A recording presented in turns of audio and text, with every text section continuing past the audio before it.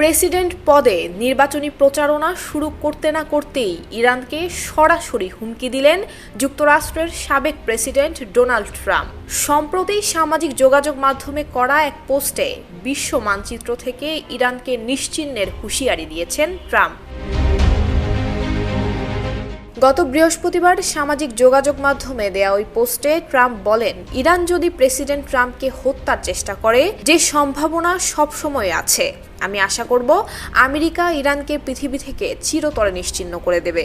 যদি তা না হয় তাহলে মার্কিন নেতাদের বিবেচনা করা হবে নির্বোধ কাপুরুষ হিসেবে।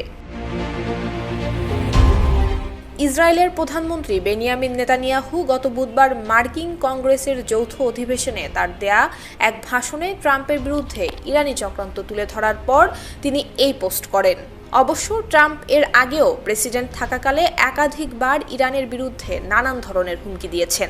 আবার যুক্তরাষ্ট্রের প্রেসিডেন্ট হিসেবে দ্বিতীয়বার নির্বাচিত হলে পশ্চিম এশিয়া তথা মধ্যপ্রাচ্যে শান্তি ফিরিয়ে আনার প্রতিশ্রুতিও দিয়েছেন ডোনাল্ড ট্রাম্প। পশ্চিম এশিয়ায় সংঘাত নির্মূলের পাশাপাশি তিনি যুক্তরাষ্ট্রে ইহুদি বিদ্বেষ ছড়ানো বন্ধ করবেন বলেও জানিয়েছেন।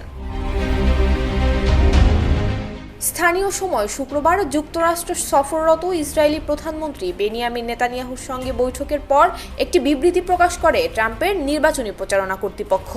সেই বিবৃতিতে এই অবস্থান ব্যক্ত করেন ট্রাম্প। বিবৃতিতে ট্রাম্প গত 7 অক্টোবর ইসরায়েলের হামাসের হামলাকে ঘৃণ্য বলেও আখ্যা দেন।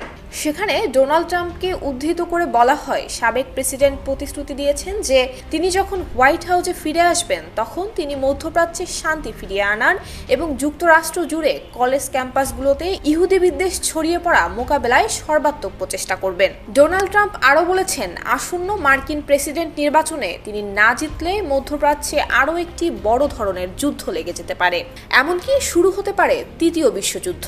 পরিস্থিতি এমন দাঁড়িয়েছে যে আপনারা সবাই তৃতীয় বিশ্বযুদ্ধের দ্বার প্রান্তে এসে দাঁড়িয়েছেন, কারণ একদল অযোগ্য লোক আমাদের দেশ পরিচালনা করছে।